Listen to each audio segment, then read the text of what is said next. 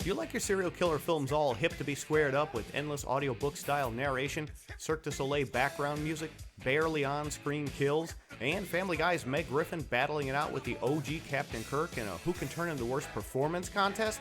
We've got all that and much, much more with American Psycho 2. And before we flush it, we're going to take it out and play with it a little.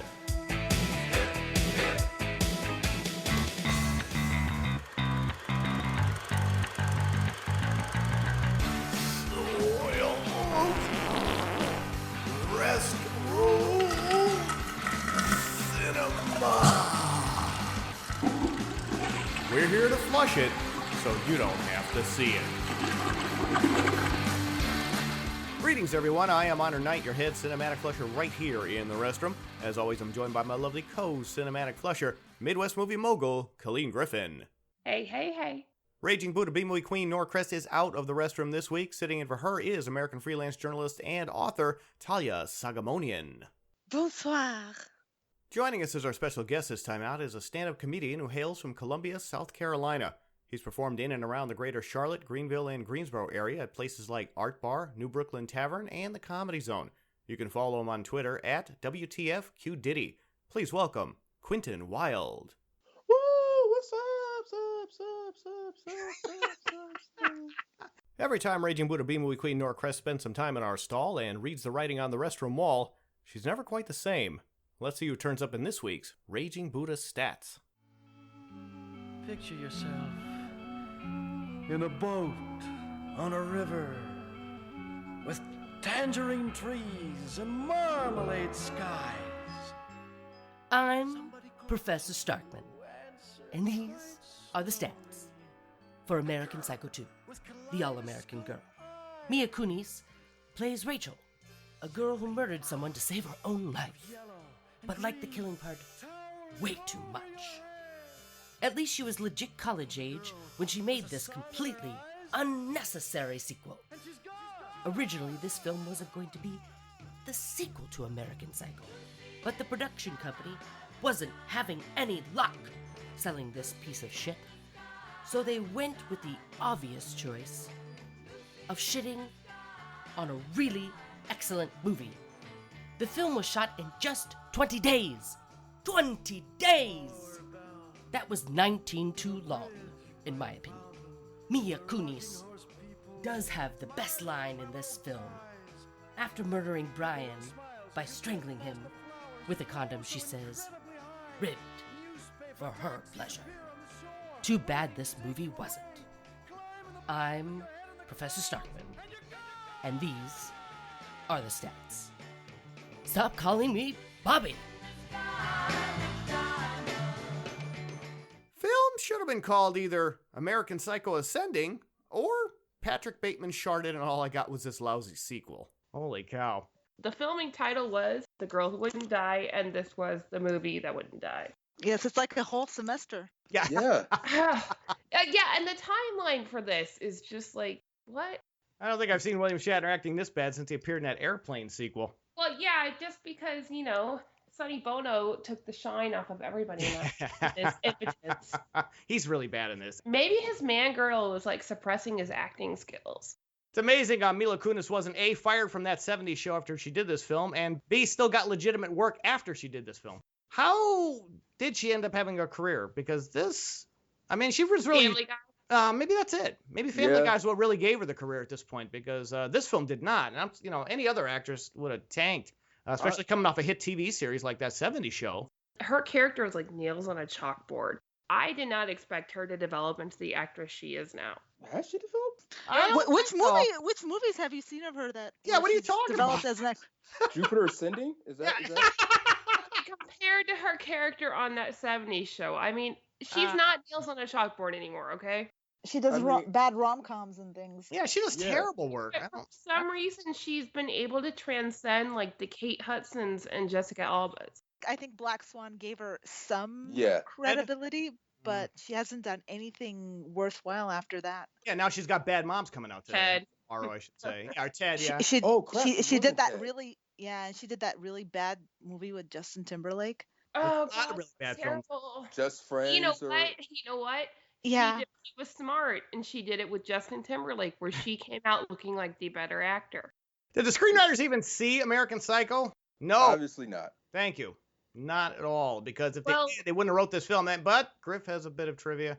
Yeah, it wasn't even supposed to be an American Psycho sequel, but then, Bret Easton Ellis has a coke habit to feed. And that's pretty horrible. This is one of the shitty scripts that's floating around Hollywood, and some producer who's friends with Bret and they're snorting coke picks it up and says, hey, we can just retrofit it. I don't think the original screenwriters, I think they just bought the script from them, and I think they just hired some other uncredited people just to put in the beginning scene that we're going to talk about in a minute to really kind of shoehorn in the Patrick Bateman character, and of course pay a shitload of money to Bret Ellis. That book was floating around for a long time, and then you're going to shoehorn in a sequel 2 years after. Well, shameless cash in, but go ahead. I was doing research because I wanted to know exactly how this abomination came to be. And, it's like making a murderer. Only this movie. From what I've been able to put together is that no one thought American Psycho would ever get made into a movie, let alone actually be a hit. And surprisingly enough, it was a hit. And then Christian Bale was announced as the next Batman. And so people got interested in American Psycho again because other than Newsies and the mechanic, the machinist, people didn't know Christian Bale. So they went back to this on DVD and it made it a bigger hit again. That could be. That could very well be. Yeah, that's very true. Yeah, it just kind of, reinforced his career. Okay, well, we can go with that. All right, mine brought me on a date with the serial killer, Patrick Bateman. Okay, the film opens with a shameless callback, as we were just talking about, to the first film in a scene that never happened in the first movie. 1 minute mark. This is how we open our film, because Mila Kunis is a child at this point. Babysitter drug her on a date. Turns out the date's with Patrick Bateman, and he's having all kinds of fun. Talk about don't tell mom the babysitter's dead. Yeah. Let's just front load this mess with a shit ton of amateur screenwriter narration and someone who doesn't even look remotely like Christian Bale and hope no one will notice. That poor guy. Yeah. They stuck him in a mask. Didn't they have a latex mask on his face? I can't even remember. Yeah, they did. They did something like that's not the help with that, because I looked up what the guy looks like, the actual actor who played Patrick Bateman in this one, and it's the same as I don't know, Michael Kremko or something. He doesn't look anything like Patrick Bateman. Shadowy figure. Yeah, yes. Yeah. Oh yeah, the Halloween store mask, like the shitty mask you buy, like the American Psycho mask. It's just they just threw that on his head and threw some gloves on him, and then he's going to town. Do you think they asked Christian Bale to do a cameo? No, not at this level. He dodged the ball here. Not at this level here. They would not. If they did, whoever would have asked deserves a medal for having the balls to do that. It would, exactly. It would take, massive cojones. You know what? That's where they got the original footage, of him going nuts on the remember. That's actually what it was from, when somebody called him to ask him to be in this movie. Hey, we need you to come down to the set for a couple hours. If that was true, I would think we would all forgive him for that. Exactly. We've all forgiven him for being in the Terminator movie. No, we have not. I haven't. I have not. I would agree. So yeah, you're on your own with that. I have, because I got to interview him for that movie. Oh, you have interviewed Christian Bale. Yes. Now for that film, really? Yeah, for Terminator Salvation. That's horrible. Yet she was only able to get within 10 feet of William Shatner. What does that say? I don't. Yeah, she got right up on Christian Bale. Actually, he is pretty nice. I took matters into my own hands. We had to get rid of the Bateman character somehow, since the first film didn't bother to do it. So we're just going to have this child actor do it, because we have to fill out the rest of the running time on Mila Kunis. What a dumb way to get rid of that character. And for anybody that hasn't watched this film yet, and God, I hope you haven't, she gets free of her bonds. He has the babysitter and the girl tied up, and he's tearing apart the babysitter. He's going to town on her. Pretty much bloodless. We don't get to see really anything of that. And the girl gets free, and she comes over and grabs the ice pick, which I guess is from Basic Instinct that Sharon Stone left there when she was there the night before, and just stabs him, and I guess kills him. He actually kills him. This is a major serial killer, and he's undone by, a 13-year-old girl or 12-year-old girl. Yeah, I'm sorry, when you're stabbed through the back of your neck, are you going to be able to scream? Well, there's some technical issues. Was that the Wilhelm scream? I don't think they could afford that. On this budget, what was the budget? Was still $10 million. I want to know. They said this film was shot in 20 days or something. 20 days. That's an asylum shoot. Why didn't Bateman notice the girl had gotten free? I guess that's a technical question. I think he would have noticed if she got free, right? I gotta say this because one, I'm a huge fan of the American Psycho book and movie. And that whole first opening scene really killed me. So if you can just give me a sec. First off, The movie ended, the American Psycho, their first one ended in like 1984 or something like that. Right. And he stops killing people. He has a breakdown. He can't do it anymore. This movie takes place in modern day 2002. Mila Kunis was like 12, or her character was, when she killed Patrick Bateman. So that would be like a good almost, 10-year gap? At least. She mentions the time gap at one point. It was either 6 or 8 years. And I even like cocked my head at that. I was like, huh?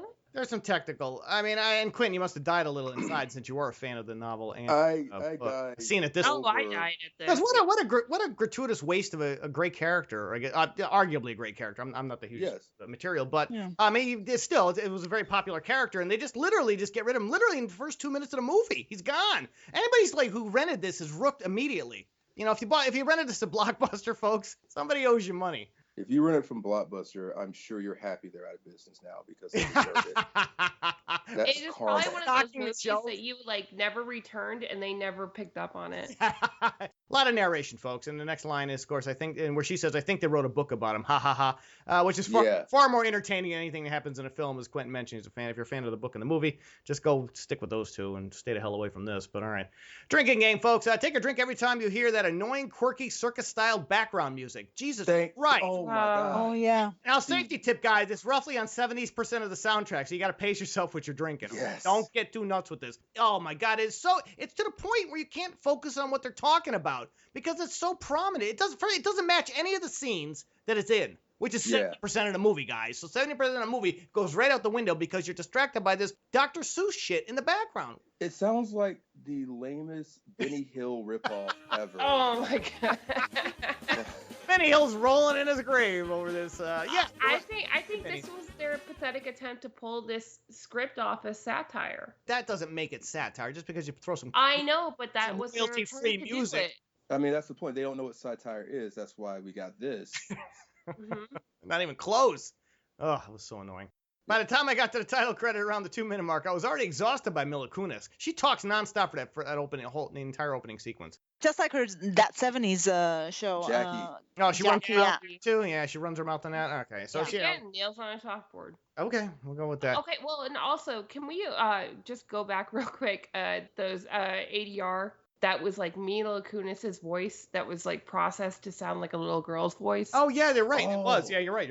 Like, everything's fine. I mean, it sounded like she was possessed. You always feel sorry for those child actresses because then they go see the movie and they don't hear their own voice. And it's very disheartening when you do all that work and then, throw out your voice. The next 6 years of my life were a blur, much like most of this film. Hey-o. Quick one there about that. Did anyone else think they were listening to Meg Griffin narrate the film instead of the Kunis character? I think that all the time. Wouldn't that make a better film? I was like, this is so much better if I just picture this as Meg Griffin. Right. All of her endless narration sounds like it was recorded while she was in the throes of a massive hangover. She probly was. Yeah, she might have been. My God, it's terrible. But if you think of it as Meg Griffin, then the film is actually funny. And Miss Sagamonian thought it was a comedy that you watched. So that would make sense, right, Talia? I mean... Exactly, yeah. It was a very bad comedy. Why is also all right? So in this now it's a transition, folks. And she goes from child actor. Now she's at this prestigious college, which has a prestigious course in criminology. What is it? Washington State? Right. Yeah, I know. Or Western Washington. Right. Yeah, some incredibly make-believe college. They couldn't even get the rights enough to make it sound vaguely prestigious. She wants to now study serial killers and instead of becoming one, which she just killed one person. So go figure that. But all right, we'll work with it. So in the opening scene, this is more narration. She's walking to her class. And why is Kunis dressed like Captain America? The 4-minute mark. What is with that fucking shirt? She's dressed like a bomb pop. It is a bomb pop. It's a terrible wardrobe. And did you see it was 2002. That's how everybody was dressed. No, we didn't all that dressed like bomb pops, Quentin. We did not look like that in 2002. But she wore that shirt for like 3 days in a row. Oh yeah, there's a lot of scenes. We'll talk about that actually. So it is like Meg Griffin, where she's like wearing the same thing. Well, we know that the budget of the $10 million budget didn't go into wardrobe. We're still trying to figure out what it did go into. It's her own clothes. Yeah. Shatner. Hey-o. Shatner Shatner in his man girdle. She'll be here all week. And toupee. Okay. We're getting to them right now. Professor Robert Starkman, not to be confused with Tony Stark, is played by Robert Downey Jr. That would have been awesome. That would have been awesome. Wouldn't that have been a better choice? It's like a hybrid of Tony Stark and Robert Kirkman. Here you go, Griff. William Shatner brings his best stilted acting and bloated craft services frame to the role of Starkman, or basically any role he's had in the past 20 years. It's Shatner on Shatner, right, guys? I was actually hoping he would eat Mila Kunis, and then we wouldn't have to watch the rest of her performance. I thought maybe he, as a former FBI agent, he would be a little more tuned, but no, he's completely stupid. He's on Valiant. He's thinking with his dick anyway, so. We'll talk about that. Thank you. Viagra and Valium, man. A lot of dick thinking in this film. No one comes close to my rock solid GPA or your terrible acting as well. I love quoting her lines and just putting zingers at the end. I know, but that wasn't her. Like that script, rock solid GPA. Rock solid. You know what? The thing is, like in her voiceovers, I almost feel her like dying a little inside as she says these lines. Yeah, she's sitting in a restroom stall delivering these lines because she probably wasn't even there in the studio. They just had her do it over her iPhone. If they had that back in 2000, they had her go. She had like an iRig. She's in between scenes on that 70s show, like right next to cast services, like saying I'm in. Calling in. And so she's doing all this dialogue. She's discussing her other. Now she's talking about the other people that stand in front of her. What she wants is the assistant teaching job to teach with this Starkman guy, the William Shatner thing, because the teaching assistant is leaving. So there's a vacancy. So there's at least 4 people in contention to get this because it's very prestigious to work with this fat dude. No, because apparently all you need to get into Quantico is to get this TA position. So she's going through different contenders, and she says, contender number 3, Keith Lawson. Hey, Dragon Ball Z called. They'd like their spiked hair back.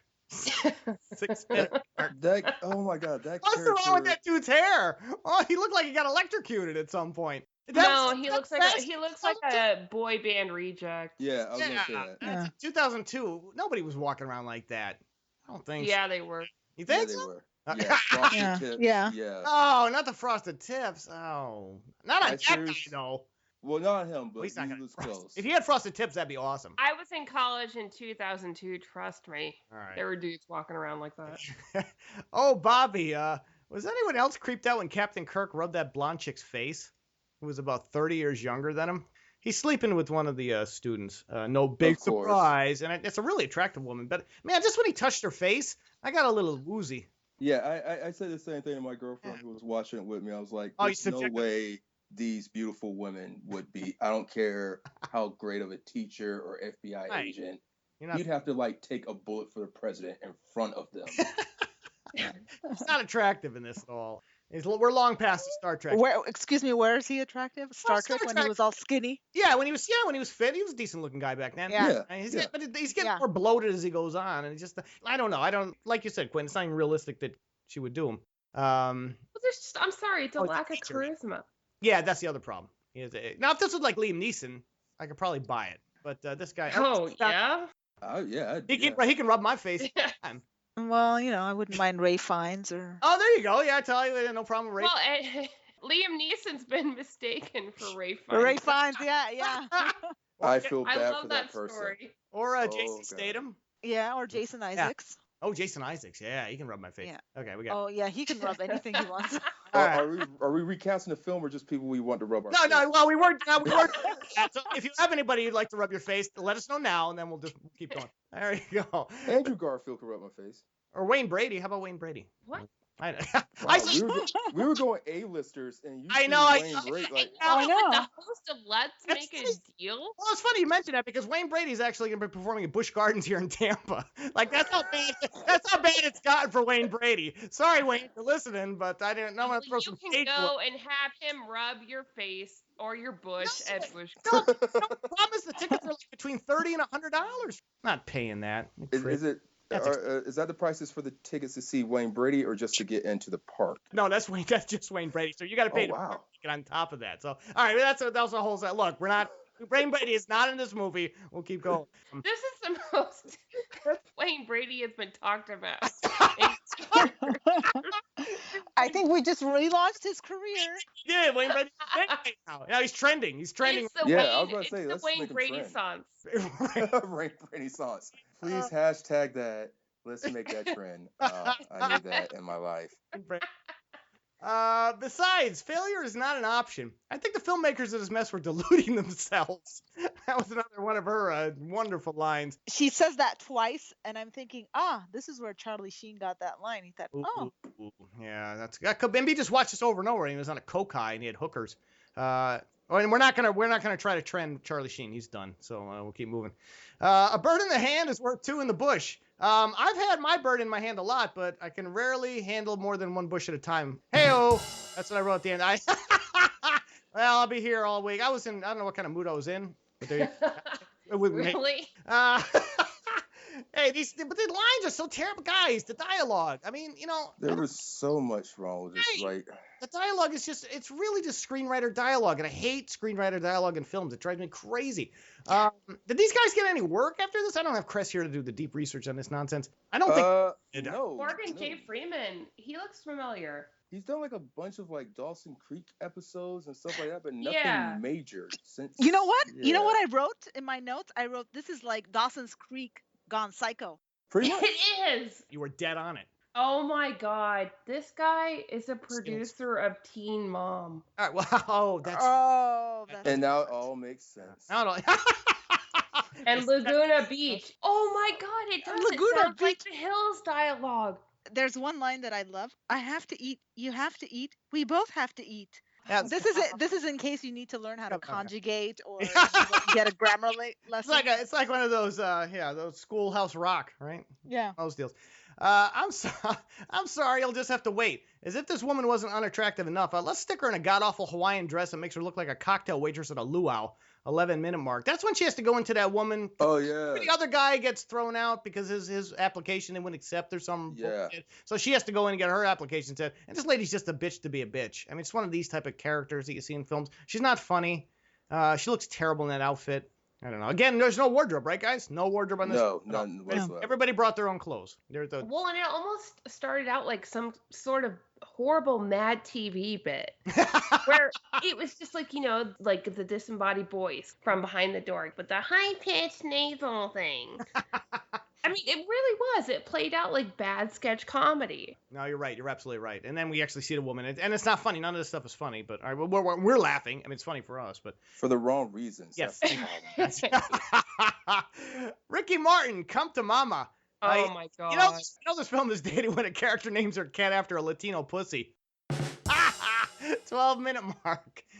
With apologies to Mr. Well, not really. I just made a bad joke about him, but okay. Living La Vida Loca, baby. So she doesn't get what she wants. And then doubles down by making a Ricky Ricardo joke. Well, I know. Well, you got to cover all your Rickies. Yeah. Right? Come on. So basically, Miss Kunis does not get what she wants from the Hawaiian luau dressed woman that we were just talking about, and woman has a cat or a couple cats, I already mentioned Ricky Martin. No. She says it's Ricky Martin, and then she like looks in her bedroom or something and sees that the cat has done something and goes, Ricky, you got some cleaning to do. Yeah, that was it. You can tell she's like the kind of crazy cat lady who hasn't had sex in about there's always 100 years. There's always one of those. She's got a hunky fireman calendar. Guess the production couldn't afford any practical makeup effects, so let's just shoot this kill in the reflection of the microwave and drown out the soundtrack with a shitty rock tune. No one's gonna care. 13-minute mark. So Miss Kunis couldn't afford any like legitimate shitty rock.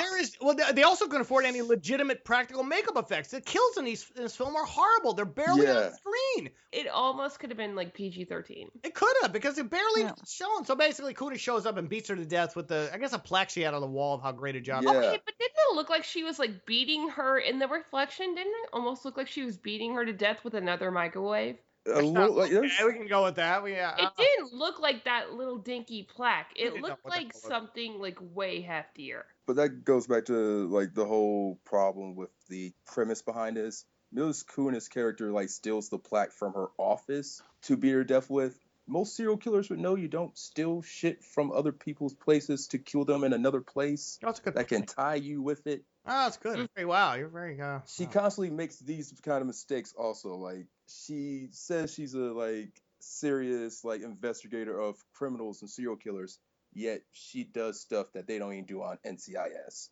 Quinton is like the Clarice Starling of the show. Very good. Wait, Quentin, did you really kill all these people? I think he knows a little bit. He knows a little bit more about this than he should. Okay, good point. Yeah, she could have just used something at the house. Oh, all right. She actually could have used the microwave to beat her to death. And you know how they mislead you to think that it's Brian doing it? Yeah, it's just for the next scene, because then like this guy who got thrown out of the office before shows up at her dorm room. He's got all these cliched lines to mislead you, like, I'm like a volcano about to erupt. And you think... This is the scene. So he basically propositioned because he wants to have dinner with her. We were talking about this a little earlier. And he says, is it just me or is there an unspoken sexual tension between us? No, there's actually not, Guy. There's like no chemistry whatsoever in this film. No, 15-minute mark on that one. There's nothing. These two... And you're going to come to her room in the middle of the night because you just want to have dinner tomorrow? Yeah, why don't you just call her? Nobody uses a phone in this movie. Unless you're, like, above the age of 40, you don't use a phone. Professor Starkman is taking me up to his cabin. The thought of Shatner and this attractive blonde chick doing it gave me goosebumps every time she alluded to their forbidden relationship. Super creepy guy. Yeah, see, exactly. And I was like, ew. The way she talked about him, it was just like, who were you visualizing? Yeah, and they were. I know. Not Shatner. Not Shatner. Christian Bale. Yeah, I think that's what made it so creepy. Like it wasn't like she was doing it just because she wanted to get ahead of everybody else. It kind of seemed like she really was attracted to him. That's what was so creepy about it. Ugh. Well, maybe he's good in bed. No, really? Oh, thanks. Now you're trying to make us all sick, Talia. Seriously? Oh, man. I mean, even if I need a shower after this show. With William Shatner. It's so gross, guys. Yay. How Christian of you. Not Christian Bale, mind you. Also, were people still allowed to smoke in restaurants in 2002? That's what I was thinking. I was thinking that too. Okay, maybe in the bar area. Yeah, the blonde highlights dude lights up a fag like he's Humphrey Bogart in the Maltese Falcon. 19-minute mark. I threw a little British. Dude, you're not British. I threw a little British. A little fag. I don't even think they call him that anymore. Oh, shit. Oh, great. So now, all right. Well, I guess I owe an apology to a certain demographic group. This is like 2002. Even in France, you couldn't smoke in. You couldn't smoke in 2002. Yeah, he's Humphrey Bogart. The guy just lights up a cigarette.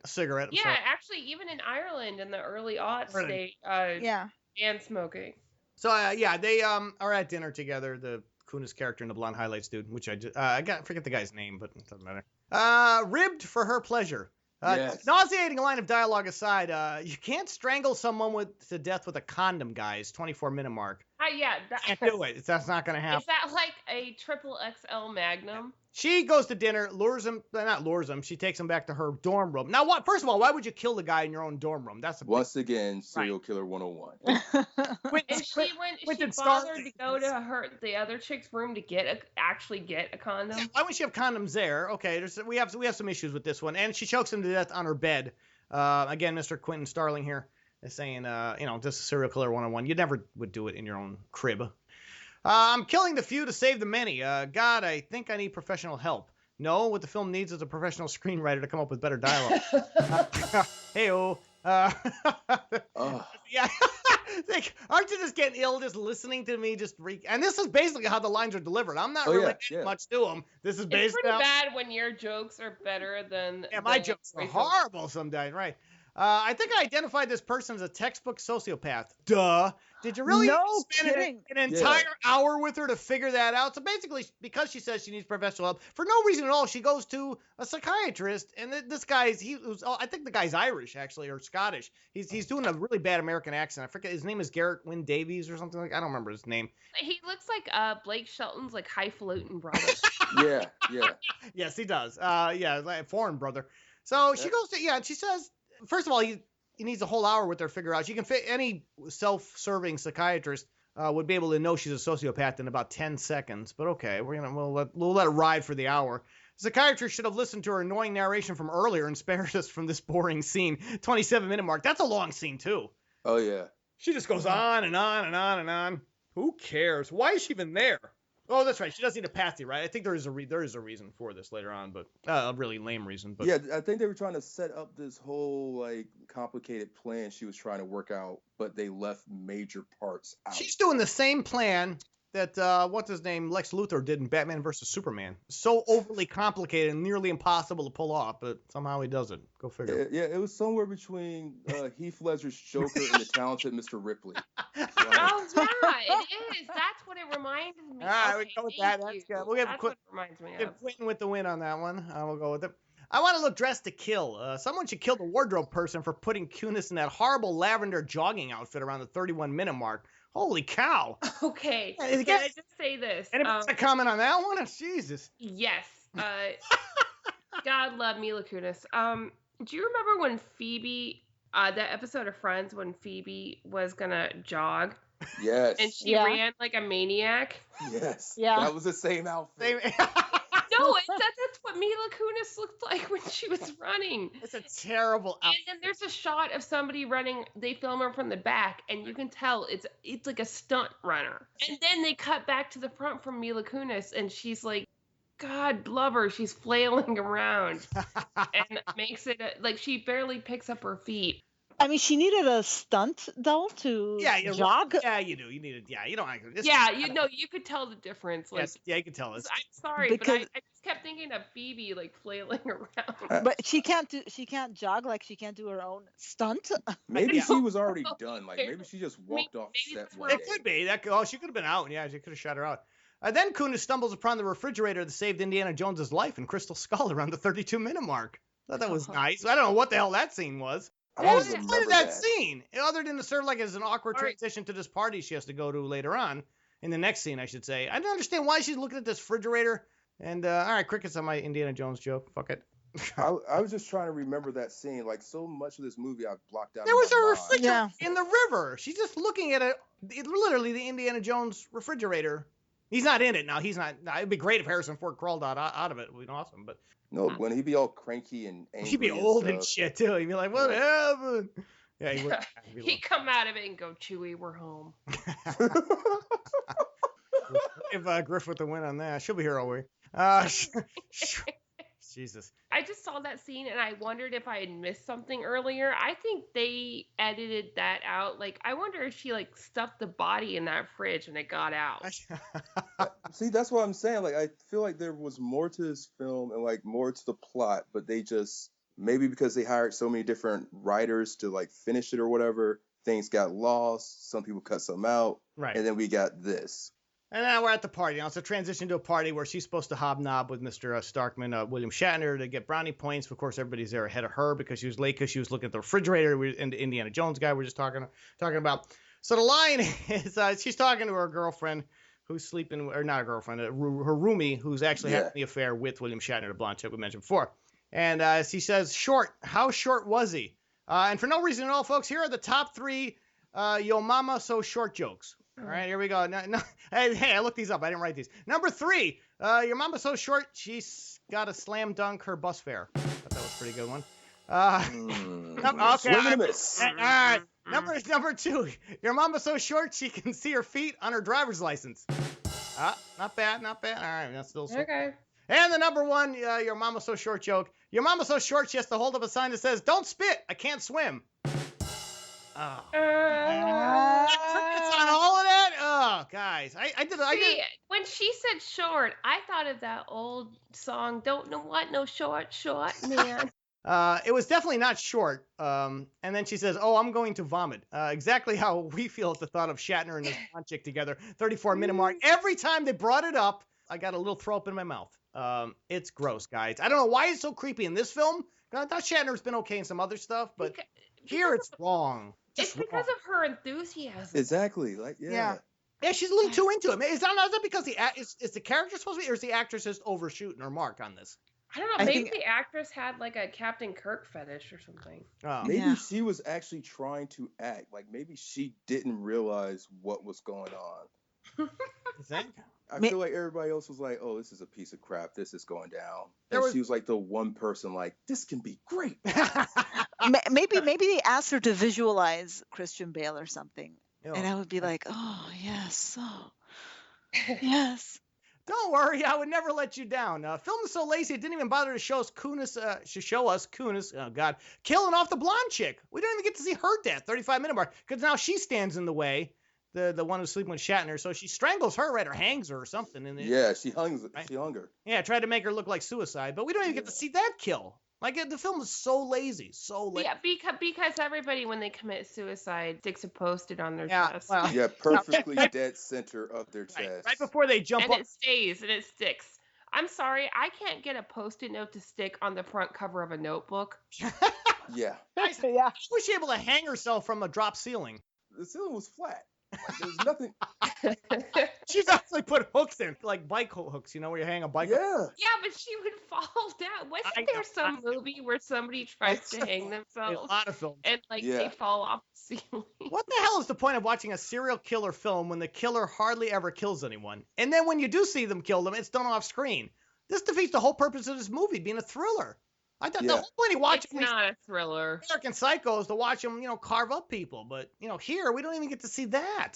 It's a terrible attempt at black comedy and satire. Yeah, well, and you're losing those terms loosely around this. Yes. Very loosely. Very loosely. And then again, and the other thing is, Like it's Kim not- Kardashian loose. You have something to say, Miss Newman? Kunis and everyone else is wearing the exact same outfits in this classroom scene as they were in the classroom scene we saw 40 minutes ago, guys, even though it was supposed to be two different classes. I didn't even notice. Yeah, I did. Yeah, you can't make. How can you not notice the captain? It literally says on her shirt, "An American Girl." Was it really? I didn't know that. Yes. I didn't see that part. Yes. Oh god. Oh my gosh, how lame. No, that was all one long scene, and they just broke it up, and they thought they were going to be sneaky and just put it as two separate scenes later on, as two separate classes. But she's wearing the same shirt. At least change her goddamn shirt. That was the giveaway. Everybody else we could have got away with in that scene, except her shirt, because she's dressed like The main character. Right? Yeah, exactly. Who's dressed like Captain America? It's a $5 wardrobe budget. It's not, I don't think it's $5, Ty. I think you're being. No, they spent $20 on that monogram. I think it was $9 million on craft services for William Shatner, and then $1 million to produce the rest of the movie. No, it was $500,000 for the man girdle. I wasn't about to watch years of hard work go down the drain. Why would you kill someone in a library and risk someone seeing you, Quinton? Well, apparently in this town, the cops are just as inept as everybody else. So what? Well, all right, 42-minute mark on that one. I said Kunis makes for a lousy serial killer. Again, this is Serial Killer 101. Oh, and she still has her same weapon? Yeah, that was the Dragon Ball Z guy, by the way. Yeah, same weapon and that guy's hoodie.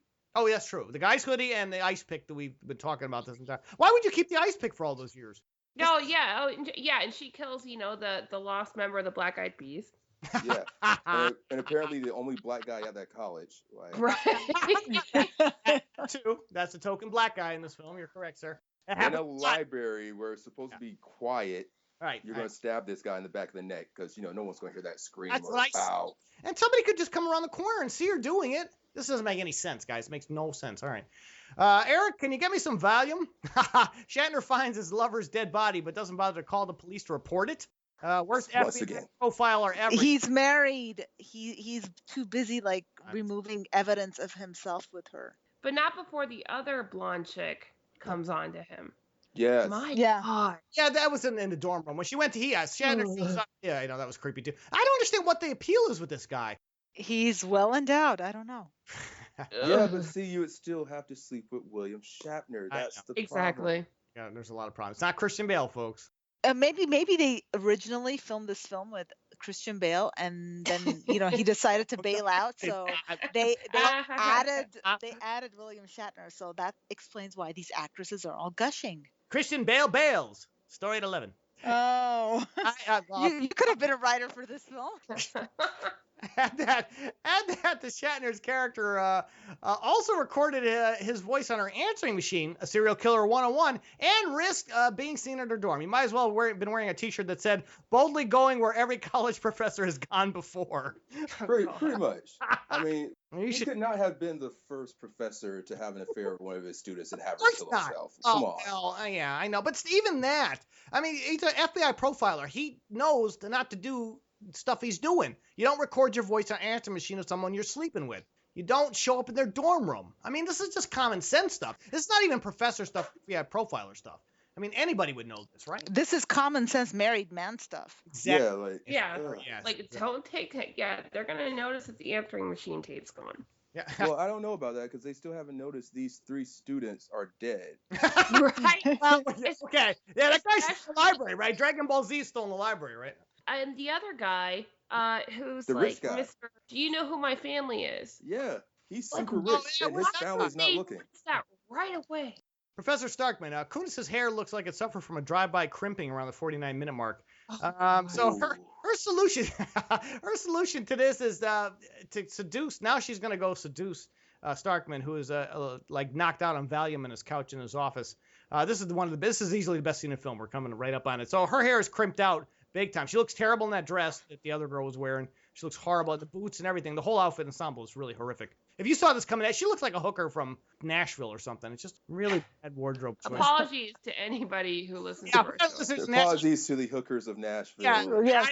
I'm sure you have the best hookers. I think the popcorn peeps are in Nashville. So Dustin and Jessica, confirm this, please. If this is the hooker Nashville look or Nashville hooker look, there we go. Just relax, Bobby. Oh, here we go. Just relax, Bobby. I'll get to that in a second. Kunis putting the moves on. Kunis putting. Hey, do my whole fucking. All right. Let's do I'm this. sorry, I couldn't help it. It's coming because that's my next line. So let's do this first. Kunis putting the moves on Shatner may be the most disturbing thing in the film. We talked about that at the 52-minute mark. No, we haven't, because Kunis is putting moves on Shatner, and that's fucked up too on a couple different levels. Number one, he's contractually obligated to do that scene. In a look, and it's really creepy. You can tell she's like, so now this is gonna be over. Now, and then of course, Shatner's having a problem with his character, so he says, "Stop calling me Bobby." I wrote in parentheses, King of the Hill voice, Bobby. Stop calling me Bobby. All right, Piss me off now. this scene may very well be the Shatner's worst performance to date. His acting in this sequence is horrible. Like, really horrible, guys. I've seen Shatner do some really bad work. Here he must be on lithium or Valium. I don't know. Well, he's on Valium. He's on definitely Valium, definitely, yeah. Rich and good looking. The 8x10 photo of Patrick Bateman the chick holds up in that flashback sequence looks nothing like Christian Bale. No. That 54-minute mark? This is during this scene where he had an affair with another woman who was the babysitter of Mila Kunis as a child who ended up with Patrick Bateman. Everybody can connect all the dots on this one, all right? So, but she holds up an 8x10 that doesn't look anything like Christian. Yeah, the surveillance, again, it looked like a surveillance photo of Max Headroom. Yeah. Once again, that's the whole opening scenes of these movies was filmed way, way later when they decided they were going to make this American Psycho. And yeah, they went out of their way to make sure you could not tell these weren't the people. Well, you think it was retrofitted? You think the film was retrofitted like they knew? Oh, absolutely. Yeah. Added scenes? All right, that kind of makes sense. All right, I can buy that. Please, please, no more. Please, no more. Well, with Shatner's horrible delivery of this line reading and mine too, I would have thrown myself out a window as well. 55-minute mark. I was saying, please, no more 10 minutes in. Yeah. This is bad even for Shatner. I was like, this is like peak Shatner. That's what he's like in bed. I'm coming. Oh no! Oh. No! Image, get out of my head! everybody's gonna be celibate now after this. He's all sweaty and red. Yeah. Like a big cherry. And you know he's just got like salt and pepper chest hairs and everything. You're man, I'm gonna puke right into my microphone. Thank you, Quinn, for bringing the show way down. Hey, you took it there, man. I mean, you've already had to stomach Roger Ailes for the past couple weeks. Sweet dreams. No one saw her load Shatner's body into the car or the janitor's body into the dumpster. I don't even remember her killing the janitor. It's when all colleges like completely abandoned during a holiday, 56-minute mark. So what happens is he falls out the window. Now it's kind of a suicide, kind of. Well, Quentin said he didn't remember her killing the janitor. She goes, nice mop. Yeah, and that's what she killed off screen. You got to remember everything. Yeah, and then with brute force. Yeah, and like, is Mila Kunis like a super villain or something? She's what is she? How tall is she, guys? She's only like 5'2", right? 5'2", 5'3"? Yeah, she's she's tiny. There's no way she'd be able to handle that. Sweet Jesus, it smells like somebody died in here. Kunis' character knew that her parents were coming, yet didn't bother to get rid of the dead body she had tucked away in the closet at the 1 hour mark. Again, serial killer 101, right, Quentin? Yeah, why are you keeping dead bodies? That's like... Why are you keeping them? Why? I know she needs that body for later, but why would you store it in the closet, in your room? It's going to stink and decompose, guys. Even the neighbors would be able to smell it. Anybody, Yeah. a dead body immediately goes like, what, just like 48 hours, and then it really starts stinking. So you only have 2 days maybe before it really starts decomposing quickly. And apparently this is like the whole semester. That's the other problem, sir. Yeah, she goes to classes and comes home and shit. Like, I don't understand. Like, why wouldn't the kid? Remember that kid who was in there? She choked to death. Why didn't he smell it? Well, because he was drunk. No, you would still smell a dead body. Yeah. I don't think he was that drunk. I don't think he's like dead body drunk. Well, Maybe she roofed him. I don't know. all right. And when you're about to have sex, you're really trying to keep a nose out for odors. Like All right, that's all right, well, okay. For those of you who are on the move late tonight, there's a Quinton's tips for love right there. I'll have at it. I realize I can't let my mother get the best of me. We also can't let this horrible restaurant scene around the hour and 5-minute mark get the best of us at all. That restaurant. So now they're in a restaurant for some reason, and isn't the she's there with her parents, and then the psychiatrist shows up with his creepy mom, like Psycho Mom, right? Cause Yeah. kind of a psycho situation here. I guess they're kind of tying another genre. Well, the same genre, really. It's serial killer. All right. No, Norman Bates it. We're gonna Norman Bates it up. How do you know it was the right girl? Film now pumps the brakes for a 2-minute expositional dump at the police station detailing how Kunis' character really ended up at that college. She ended up killing the roommate that was at the college and hung her up in the closet that we've been talking about. No, none of this dead girl's friends noticed that she wasn't Rachel anymore, or it was or the maybe. first day of class apparently, and they're both freshmen. Oh, okay. Well, apparently okay. though, no. From what it seemed like, Mila Kunis' character didn't even get in. Yeah. Like she just met this girl somewhere. How can you assume somebody else's identity Where? so quickly? I don't know. Well, she's the other girl was an orphan, so she figured, I can kill an orphan and assume her But identity. where did they have this conversation? Right. Where's Exactly. That's what I'm saying. There's bits and pieces of this movie that are gone that I feel like should have been there. I think we're using our imagination way more than the writers did. So Yes. I said the psychiatrist is dumber than the audience in this sequence. Hour and 10 minutes. Everybody is. Thank you. yeah. Don't fall apart on me now, Rach. Why would you keep this girl's body hidden in the closet for 2 months? We've already answered this question. Hour and 13-minute mark. Because now she has to take the body out because now she needs that body to fake her own death as we're coming up to at the end. I don't want to spoil anything, but that's kind of where we're going. All I got to do is dot the I's and cross the T's. Her plan could have fallen apart in about a dozen different ways, but once again, we're going to go the Lex Luthor route from Batman versus Superman, and everything's going to magically just fall in line to make this happen. Because basically, Despite the Keystone Cops on the case. I thought that was the college security guard. No, they're actually no, it's the sheriff's department. That's not. He goes into town. Christ. Yeah, I know. That's nothing to do with the college. And she obviously doesn't know there's such a thing as DNA testing. So even if she faked her own death, I mean. Yeah. Oh, I know. Dental records. Well, yeah, we'll talk about that. Okay, so basically, her thing is to fake her own death. So she puts William Shatner in the car. He's dead. And she puts the body of the Rachel character, the girl she killed at the beginning of the semester we didn't see, in the car. The real Rachel. The real Rachel. And now she's going to run the car off the road. But not after this fun chase here. Where the hell is our lady friend? Blown up real good in that CGI car fire around the hour and 18-minute mark. Bad use of CGI, guys. Really bad. I guess you couldn't even afford like $10 million and you couldn't do a practical explosion? My problem wasn't even with the explosion. What was your problem? Was with, like, we see, like, her disappear for a little bit in the car, and then, like, the psychiatrist gets out, and he's like, where is she? And then she comes back zooming across, and then gets an accident. I'm like, what? How? Why did... Look. Yeah, I know. She could have killed all three of those guys and gotten away clean. She could have hit them with her car. Oh, that's true. That's a good point. Yeah, why would she? Yeah, she wouldn't have to kill herself. She wouldn't have to fake her own death. Yeah, that's a good. Yeah, but the thing is, she didn't even really fake her death. She just faked the Rachel girl's death. Yeah. Which implies, was she planning on doing that the whole time then? That's a good. Looks like it. Rachel. Then what would be the point of getting accepted into Chronicle as Rachel? Did she kill the other assistant too? Exactly. Yes. Yeah. Which completely circumvents the rest of this movie if she could just kill that chick in the beginning. And not right work. Point. Why didn't she? Yeah. All right. The movie makes no fucking Quit sense. the whole thing.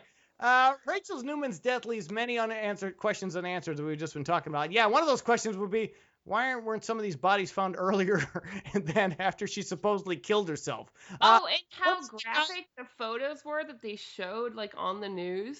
Like, the guy in the library would have been found almost immediately. Yeah, but the photos were more graphic than any of the actual death scenes. Yeah. Yeah, I know. Maybe we're asking too many questions. Yeah, and certainly more faceless than Bateman, especially in this film where Christian Bale was nowhere to be seen. Hour and 20-minute mark. You know what, though? I think we asked more questions than, highfalutin Blake Shelton did.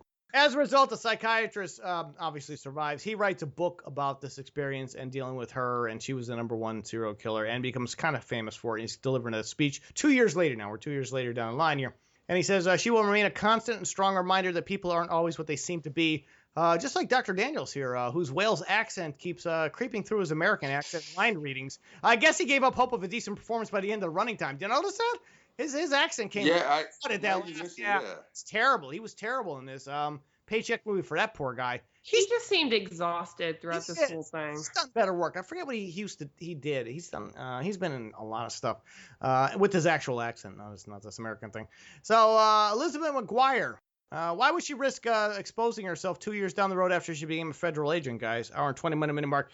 She shows up at the book signing he's doing, gives the fake name that she told him 2 years ago, and he's signing her book. Why would she expose herself? I think they're trying to do like that clever, like little, psycho kind of thing. Like, haha, I got away with it. You can't really stop me. But if she's right there, she really didn't, he can just jump up. She said if he doesn't know, then it's like she never did anything at all. But the next question is also, how was she able to become a federal agent when a deep background check would have exposed her? Because Lizzie McGuire's background would turn out just fine. Oh, but they got to fingerprint you. Exactly. They wouldn't know in a minute. Like, you have to do a deep background check on people. There's no way. Lizzie McGuire's background check just turned out to be Hillary Duff. Just say Lizzie McGuire because that is her name. Elizabeth McGuire. Elizabeth McGuire. Oh, this explains everything. All right. I just watched Lizzie McGuire. Is that Nickelodeon? Nickelodeon, right? No, Disney. I know my Hillary Duff. Well, it would have been. My last note is, it would have been if I had done nothing at all. We mentioned this a moment ago. Well, you certainly didn't do anything in this lousy sequel, so we're all good here at the hour and 23-minute mark because the film ends really at hour. So it's actually less than 88 minutes. But it seems like Jupiter Ascending length.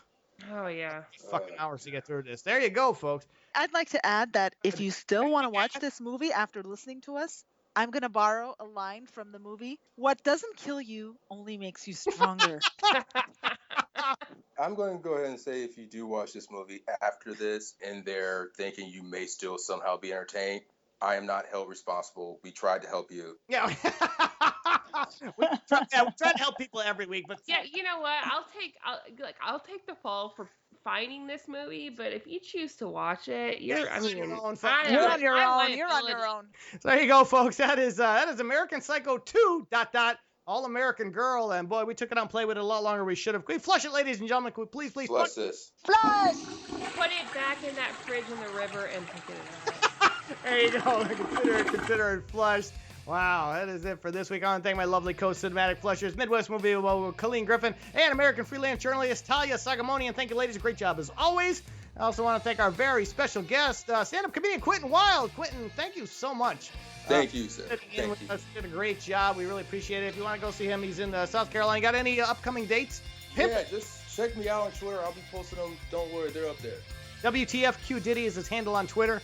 Make sure you follow him so you can find out where he's going to be performing next, and we look forward to that. I also look forward to having you back, sir. I really appreciate you sitting in with us. Anytime, man. Appreciate it. And we're going to be back next week to torture you folks with something else. Until then, say goodbye, everybody.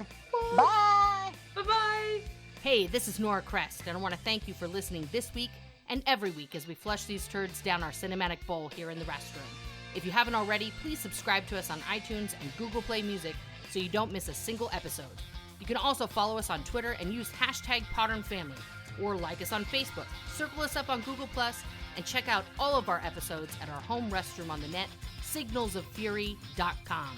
Until next time, remember, we're here to flush it so you don't have to see it. I'm Nora Crest, and this has been the award-winning Soiled Restroom Cinema.